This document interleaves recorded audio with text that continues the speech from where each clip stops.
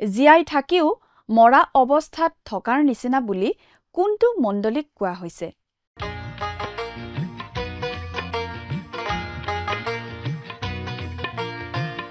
আজিৰে পবিত্ৰ ক্ষণতে উজলি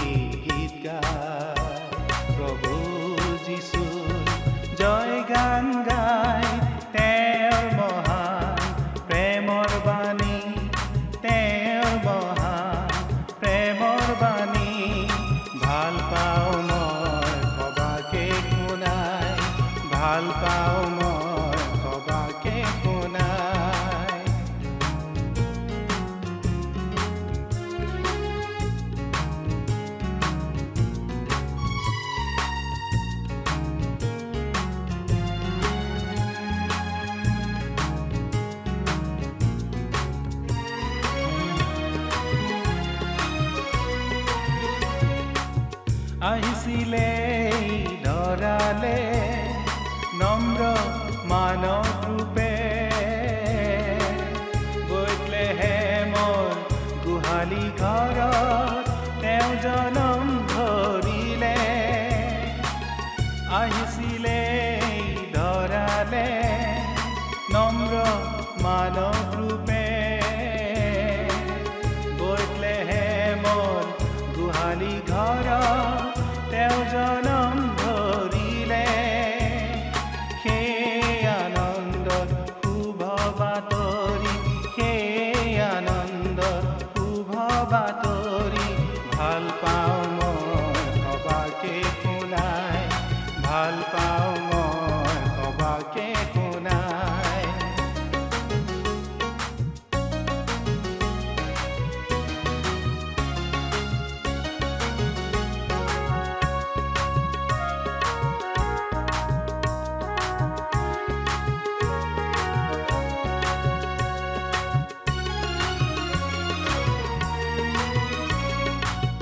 আমাৰ পাপৰ গধুৰ বুজাব তেওঁ কান্ধতে লৈ ক্ৰুচৰ ওপৰত প্ৰাণৰ পিলে আমাৰ জীৱন দিবলৈ আমাৰ পাপৰ গধুৰ বুজাব তেওঁ কান্ধতে লৈ ক্ৰুচৰ ওপৰত প্ৰাণৰ পিলে আমাৰ জীৱন দিবলৈ তেওঁৰ মহান ত্যাগৰ বাণী তেওঁৰ মহান ত্যাগৰ বাণী ভাল পাওঁ মই সবাকে শুনাই ভাল পাওঁ মই সবাকে শুনাই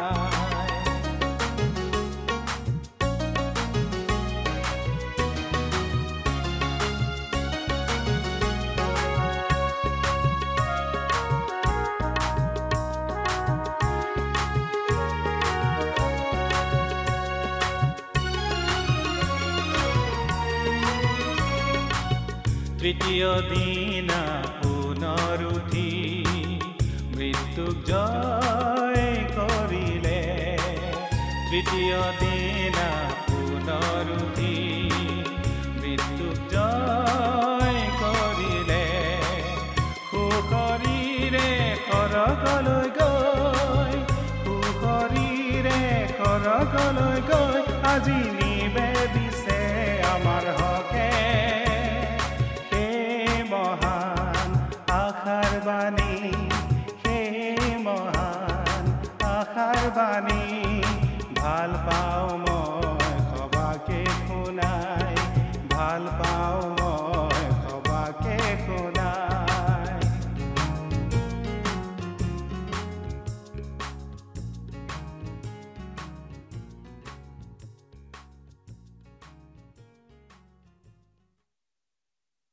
নমস্কাৰ আমাৰ ভক্তিবচন অনুষ্ঠানলৈ আপোনাক স্বাগতম জনাইছো খ্ৰীষ্টীয় বিশ্বাসী লোকসকলৰ বাবে বিশেষভাৱে প্ৰস্তুত কৰা এই ভক্তিবচন অনুষ্ঠানটো হৈছে বাইবেল অধ্যয়নৰ ধাৰাবাহিক অসমীয়া অনুষ্ঠান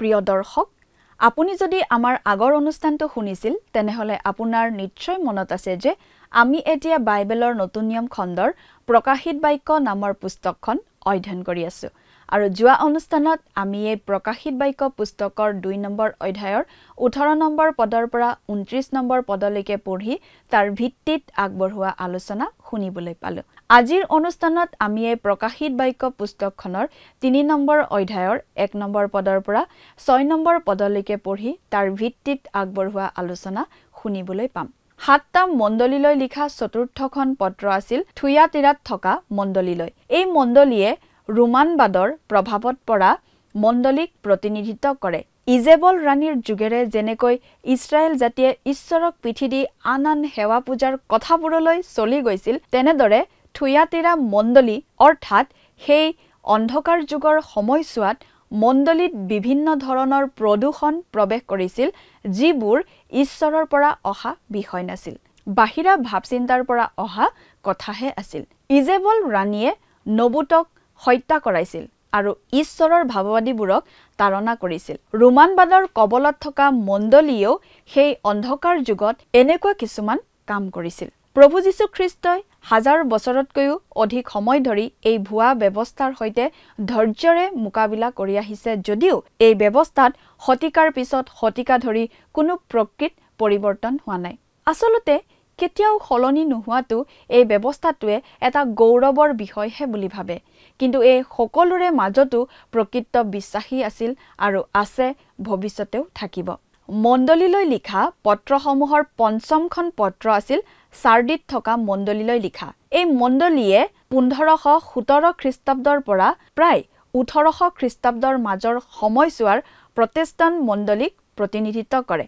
মাৰ্টিন লুথাৰৰ যুগেৰে আৰম্ভ হোৱা সেই সংস্কাৰৰ পৰা আৰম্ভ হোৱা এই যুগটোৱে আমাক মণ্ডলীৰ ইতিহাসৰ মহান মিছনেৰী আন্দোলনৰ আৰম্ভণিলৈ লৈ যায় এই মণ্ডলীক প্ৰভু যীশুৱে তোমাৰ কৰ্মবোৰ মই জানো বুলি কৈ প্ৰশংসা কৰিছে আমি মনত ৰখা উচিত যে সংস্কাৰে বিশ্বাসৰ দ্বাৰা ধাৰ্মিক হোৱাৰ যি তত্ত্ব সেই তত্ত্বৰ পুনৰুদ্ধাৰ কৰিছিল আৰু এই বিশ্বাসৰ ফলত সৎকৰ্মৰ সৃষ্টি হৈছিল কিন্তু প্ৰটেষ্টাণ্ট মণ্ডলী নামতহে জীয়াই আছে কিন্তু আচলতে মৰা বুলি কোৱা হৈছে আজি বহু প্ৰটেষ্টাণ্ট মণ্ডলীয়ে এটা গতানুগতিকতাৰ মাজেৰে মাত্ৰ পাৰ হৈ গৈ আছে প্ৰিয় দৰ্শক কথাবোৰ অধিক বহলাই চাবলৈ আহকচোন এতিয়া আমি মূল আলোচনাটোৰ মাজলৈ আগবাঢ়ি যাওঁ প্ৰিয় শ্ৰোতা আমি যোৱা অনুষ্ঠানত পালো থুয়াতিৰাত থকা খ্ৰীষ্টীয় মণ্ডলীৰ প্ৰতি প্ৰভু যীশুখ্ৰীষ্টই কোৱা কথা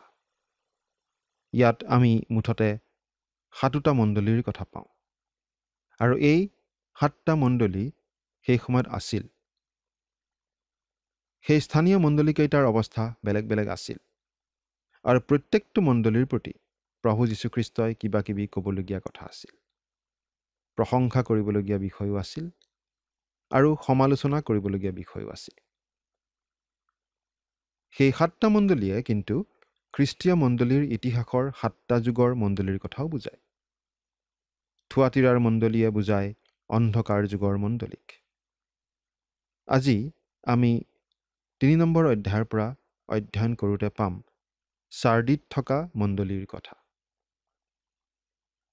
এই সাৰ্ডিত থকা মণ্ডলীয়ে আচলতে বুজায় 1517 চনৰ পৰা প্ৰায় 1800 চন মানলৈকে থকা প্ৰটেষ্টাণ্ট মণ্ডলীক আমি ভাবোঁ এই সময়ছোৱা আৰম্ভ হৈছিল মাৰ্টিন লুথাৰে জাৰ্মান দেশত উইটেনবাৰ্গ নামৰ চেপেলত 95টা বিশেষ বক্তব্য গজাল মাৰি আৰি দিয়াৰ সময়ৰ পৰা সেই সংস্কাৰ আন্দোলনৰ যোগেদিয়েই এই বিশেষ যুগটোৰ আৰম্ভণি ঘটিছিল আৰু তাৰেই ফলশ্ৰুতি আছিল মিছনেৰী মণ্ডলীৰ যুগ সাৰ্ডি আছিল লিডিয়া নামৰ ৰাজ্যখনৰ ৰাজধানী ই আছিল এছিয়া মাইনৰৰ এখন বিখ্যাত আৰু গুৰুত্বপূৰ্ণ ঠাই ই সমুদ্ৰ তীৰৰ পৰা আঁতৰত এখন ওখ মালভূমিত অৱস্থিত আছিল। এই নগৰৰ তিনিফালে আছিল ওখ মসৃণ শিলৰ প্ৰাচীৰ। কোনেও বগাই উঠিব নোৱাৰা ধৰণৰ শিলৰ প্ৰাচীৰ। সেই নগৰখন সৰু আছিল, গতিকে ব্যৱসায় বাণিজ্য বাঢ়ি যোৱাৰ লগে লগে ঠাইৰ নাটনি হ'ল আৰু নিম্নভূমিত নগৰখন প্ৰসাৰিত হৈ যাব ধৰিলে। পুৰণা নগৰখনৰ পশ্চিম দিশে নিম্নভূমিত চহৰখন নতুনকৈ গঢ়ি উঠিল। আচলতে চাৰ্ডি এখন জজা নগৰৰ নিচিনা। দুখন ঠাই লগ হৈ এখন ঠাই বুলি জনাজাত হ'ল।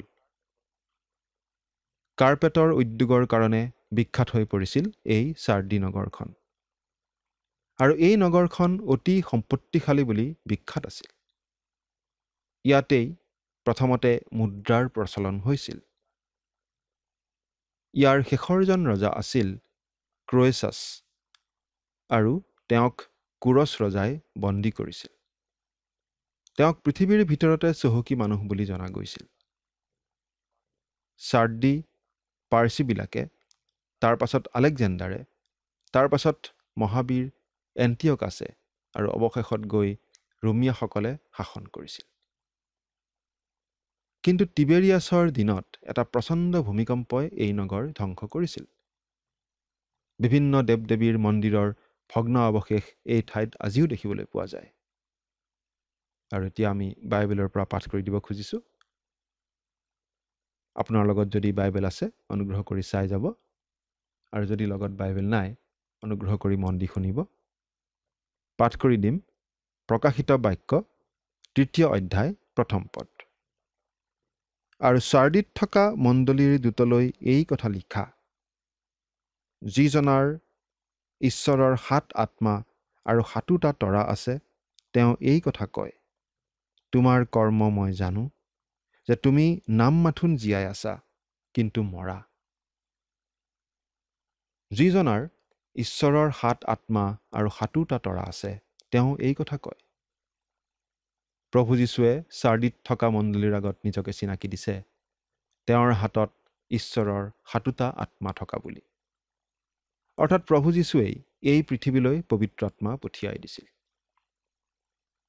আমি ইতিমধ্যেই কৈছোঁ যে চাৰ্ডিত থকা মণ্ডলীয়ে আচলতে বুজায় প্ৰটেষ্টাণ্ট গীৰ্জাক। প্ৰিয় শ্ৰোতা, আজি প্ৰটেষ্টাণ্ট গীৰ্জাক প্ৰয়োজন হৈছে ঈশ্বৰৰ আত্মাৰ কাৰ্য। আমি ভাবোঁ ভাল পদ্ধতি, ভাল আঁচনি, ভাল আহিলা, সঁজুলি হ'লেই আমি সকলোতে সফল হ'ব পাৰোঁ। খ্ৰীষ্টীয় বিশ্বাসীসকলক কিবা কিবি ছেমিনাৰ পাতি, প্ৰশিক্ষণ দি, আধুনিক কথা কিছুমান শিকালেই সকলো ঠিক ঠাক হ'ব বুলি আমি ভাবি থাকোঁ। আমাৰ সকলো সমস্যা দূৰ হ'ব বুলি আমি ভাবোঁ। কিন্তু আচলতে আমাক প্ৰয়োজন প্ৰভু যীশুখ্ৰীষ্টৰ মধুৰ সহভাগিতা, তেওঁৰে সৈতে ব্যক্তিগত সম্বন্ধ। আৰু একমাত্ৰ পবিত্ৰ আত্মাইহে প্ৰভু যীশুক আমাৰ বাবে অধিক ওচৰ, অধিক বাস্তৱ কৰি তুলিব পাৰে। এই কথাটো আজিৰ মণ্ডলীত যথেষ্ট প্ৰয়োজন।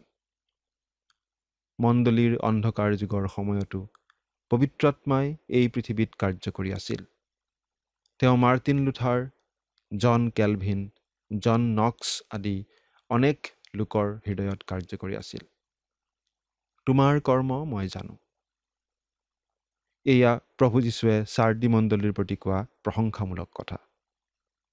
আমি এই কথা জানো যে প্ৰটেষ্টাণ্ট মণ্ডলীয়ে অতি প্ৰশংসনীয় কাম কৰিছিল। বিশ্বাসৰ দ্বাৰাই ধাৰ্মিক বুলি পৰিগণিত হোৱা কথাটো অতি স্পষ্টভাৱে উপস্থাপন কৰিছিল, আৰু এই বিশ্বাসেই আমাৰ জীৱনত কৰ্ম উৎপন্ন কৰে। তুমি নাম মাথোন জীয়াই আছা, কিন্তু মৰা। এই কথাটো অপ্ৰিয় হ'লেও সত্য। আজি অনেক খ্ৰীষ্টীয় মণ্ডলীয়ে নামতহে নিজকে খ্ৰীষ্টিয়ান বুলি চিনাকি দিয়ে, কিন্তু আচলতে বিশ্বাসত মৰা। এনেকুৱা বেছিভাগ মণ্ডলীয়েই গতানুগতিকতা, নীতি নিয়ম পালন আদিহে কৰি থাকে। ধুনীয়া ধুনীয়া গীৰ্জাঘৰো সজায়, দেওবাৰে দলে দলে মানুহো আহে। হয়তো সভ্যসভ্যাৰ সংখ্যা দিনে দিনে বাঢ়িও গৈ আছে। কিন্তু সপ্তাহৰ মাজভাগত কৰা প্ৰাৰ্থনা গীৰ্জালৈ মানুহ নাহে। প্ৰকৃততে যেতিয়া ঈশ্বৰৰ বাক্য আলোচনা কৰা হয় তেতিয়া মানুহৰ সংখ্যা একেবাৰে কমি যায়। তুমি নাম মাথোন জীয়াই আছা, কিন্তু মৰা, এৰা। আধুনিক খ্ৰীষ্টিয়ান সমাজৰ প্ৰতি এই সমালোচনামূলক মন্তব্য কৰিছে প্ৰভু যীশুৱে। আৰু এই কথাটো অপ্ৰিয় হ'লেও সত্য। এই কথা মনত ৰাখি আমি সাৱধান হোৱা উচিত, নিজকে পৰীক্ষা কৰি চোৱা উচিত। আমি এই কথাও মনত ৰখা উচিত যে প্ৰটেষ্টাণ্ট মণ্ডলীৰ যেতিয়া আৰম্ভণি হ'ল তেতিয়া হেৰাই যাব ধৰা বা লুকাই পৰা আটাইবোৰ খ্ৰীষ্টীয় তত্ত্ব এই মণ্ডলীয়ে পোহৰলৈ আনিব পৰা নাছিল। বিশেষকৈ পৰিত্ৰাণ সম্বন্ধীয় তত্ত্বহে এই মণ্ডলীয়ে জল পটকৈ পোহৰলৈ আনিছিল। কিন্তু কিছুমান তত্ত্ব এতিয়াহে ভালদৰে প্ৰকাশ পাই উঠিব ধৰিছে, যেনে ধৰক প্ৰভু যীশুৰ পুনৰ আগমন সম্বন্ধীয় তত্ত্ব, ভাৱবাণী বিষয়ক কথা ইত্যাদি। এতিয়া 2 নম্বৰ পদটো পঢ়ি দিম। জাগ্ৰত হোৱা আৰু অৱশিষ্ট যি মৃতপ্ৰায় হ'ল তাক সুস্থিৰ কৰা, কিয়নো মোৰ ঈশ্বৰৰ সাক্ষাতে তোমাৰ কৰ্ম সিদ্ধ হোৱা নাপালোঁ। এয়া প্ৰভু যীশুৱে কৰা দ্বিতীয়টো সমালোচনামূলক মন্তব্য। আৰু এই কথাখিনি সেই সময়ৰ চাৰ্ডি মণ্ডলীৰ ক্ষেত্ৰত বিশেষভাৱে প্ৰযোজ্য। চাৰ্ডি আছিল পাহাৰৰ ওপৰত অৱস্থিত। এই নগৰৰ দুৱাৰ আছিল দক্ষিণৰ পিনে, আৰু সেই সময়ত সেই নগৰত সোমোৱাৰ সেইটোৱেই একমাত্ৰ বাট আছিল। গতিকে নগৰখন পহৰা দিবলৈ হ'লে সেই দুৱাৰ মুখতে পহৰা দিলেই যথেষ্ট। কিন্তু তেওঁলোকে এনেদৰে সেই একমাত্ৰ বাটটো পহৰা দিয়েই নিৰাপদ অনুভৱ কৰি থকাৰ সুযোগ লৈ দুবাৰো শত্ৰুৱে পাহাৰৰ পিনৰ পৰা আহি তেওঁলোকৰ নগৰ আক্ৰমণ কৰিছিল। খ্ৰীষ্টপূৰ্ব 549 চনত কুৰছ ৰজাৰ মাদিয়া সৈন্যবোৰে আৰু খ্ৰীষ্টপূৰ্ব 218 চনত মহাবীৰ এণ্টিঅকাছে এনেদৰেই চাৰ্ডি নগৰখন আক্ৰমণ কৰি পৰাস্ত কৰিছিল। অৰ্থাৎ তেওঁলোকে ঠিকমতে পহৰা নিদিয়া কাৰণেই এনেদৰে শত্ৰুৰ হাতত পৰাস্ত হ'ব লগা হৈছিল। প্ৰভু যীশুৱে চাৰ্ডিৰ মণ্ডলীৰ প্ৰতি আচলতে এই বুলি কৈছে, তোমালোক সাৰ পাই থাকি সজাগ হৈ পহৰা দিয়া। চাৰ্ডিৰ লোকসকলে আচলতে ইতিমধ্যে দুবাৰ এনেদৰে টোপনিত থাকি ঠগ খাবলগীয়া হৈছিল। গতিকে এইটো তেওঁলোকৰ বাবে লাজৰ কথা যেন হৈছিল। প্ৰভু যীশুৱে খ্ৰীষ্টীয় মণ্ডলীক কৈছে, তোমালোক টোপনি নাযাবা। আজিৰ আধুনিক যুগৰ খ্ৰীষ্টীয় মণ্ডলীয়ে প্ৰভু যীশুৰ দ্বিতীয় আগমনৰ কথাটোৰ পৰা প্ৰায়েই মুখ ঘূৰাই থাকে। বিষয়টো পাহৰি থাকিব বিচাৰে। বহুতো লোকে আকৌ প্ৰভু যীশুৰ হ'বলগীয়া দ্বিতীয় আগমনৰ আগতে পৃথিৱীত কিবা কিবি ঘটিব লাগিব বুলিহে বেছি মূৰ ঘমাই থাকে। কিন্তু প্ৰভু যীশুৰ দ্বিতীয় আগমন যে হ'বই, সেই কথাটো বেছি মনলৈ আনিব নোখোজে। প্ৰভু যীশু যে আহিব অচিৰেই, সেই কথা আমি মনত ৰখা উচিত। প্ৰভু যীশুনো কোনদিনা আহিব সেই কথাটো আমি কোনেও ক'ব নোৱাৰোঁ, কাৰণ সঠিক দিন তাৰিখ তেওঁ আমাক জনাই দিয়া নাই।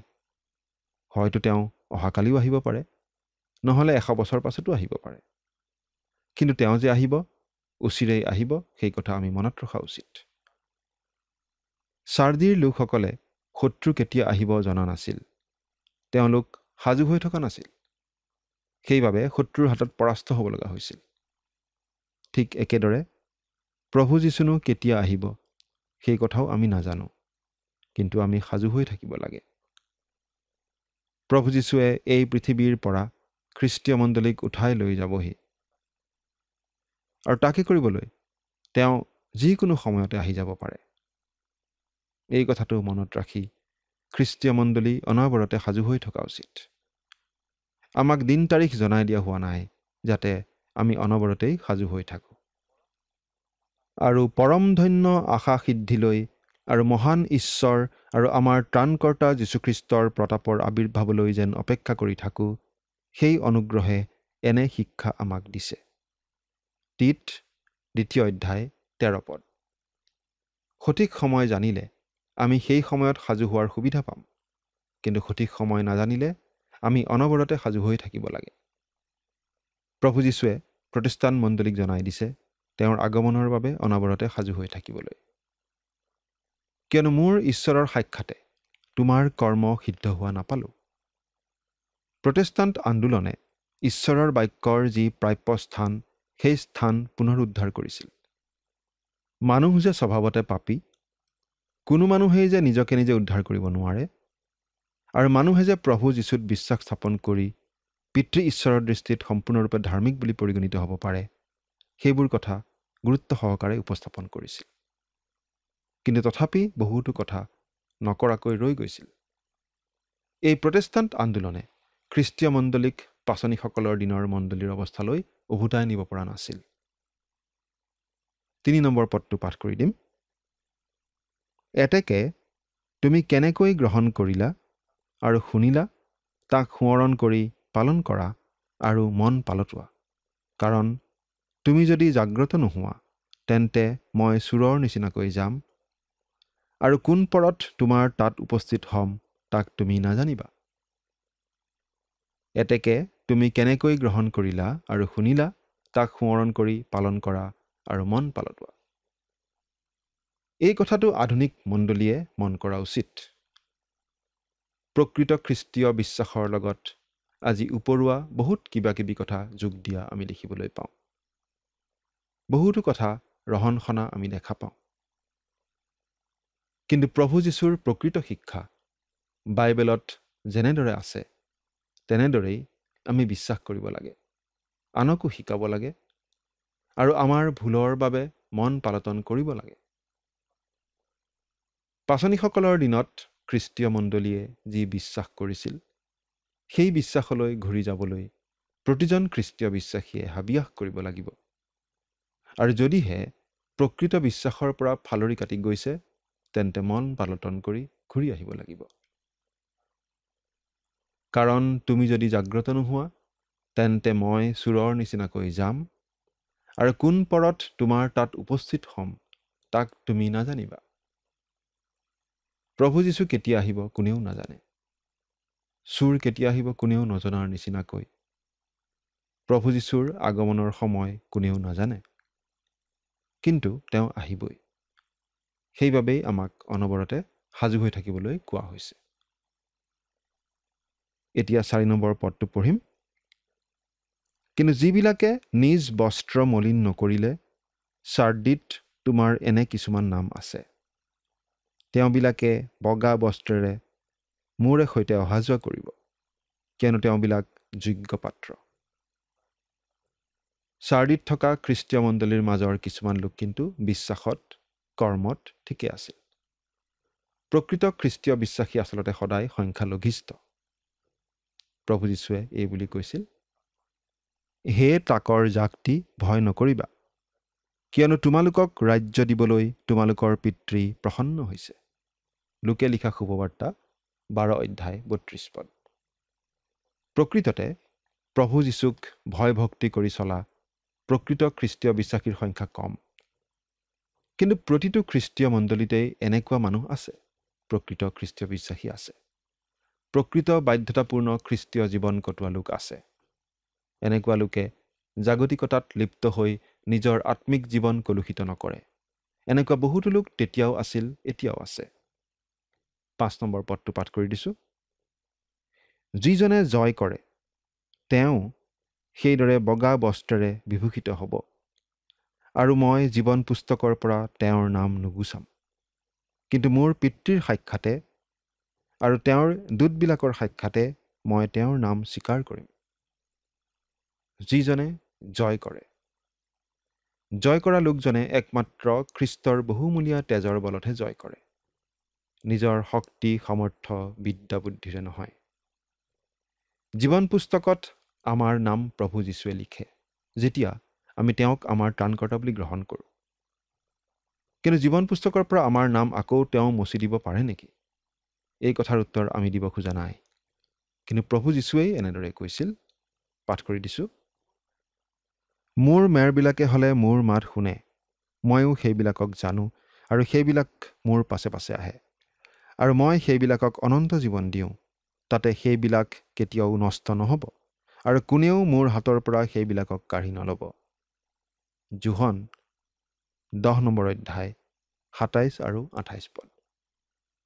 আমাক এই কথাটো বাইবেলত বাৰে বাৰে সোঁৱৰাই দিয়া হৈছে যে প্ৰভু যীশুক প্ৰকৃত অৰ্থত ত্ৰাণকৰ্তা বুলি গ্ৰহণ কৰি পৰিত্ৰাণ লাভ কৰাৰ পাছত আমি যি পৰিত্ৰাণ লাভ কৰোঁ সেই পৰিত্ৰাণ আমি নেহেৰুৱাওঁ।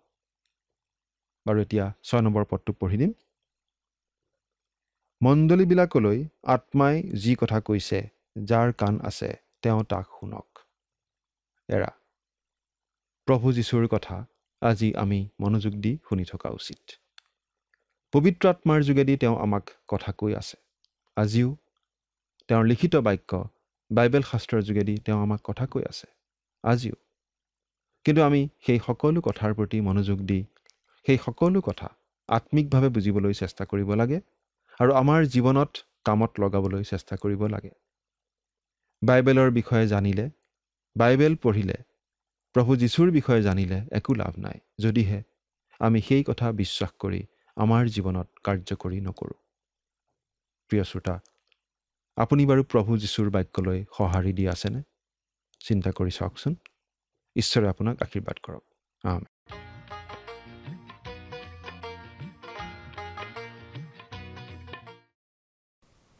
যীশুখ্ৰীষ্টৰ বংশাৱলীৰ পুস্তকখন হৈছে জীৱনৰ পুস্তক। আমি বিশ্বাস কৰোঁ যে যেতিয়া আমি খ্ৰীষ্টত বিশ্বাস কৰোঁ তেতিয়া আমি সেই পুস্তকখনত সোমাই পৰোঁ। আমাৰ নাম সেই জীৱনৰ পুস্তকখনত থকাৰ পাছত আমাৰ নামটো তাৰ পৰা মচি পেলোৱাটো সম্ভৱনে? আমি আমাৰ পৰিত্ৰাণ হেৰুৱাব পাৰোঁ নেকি?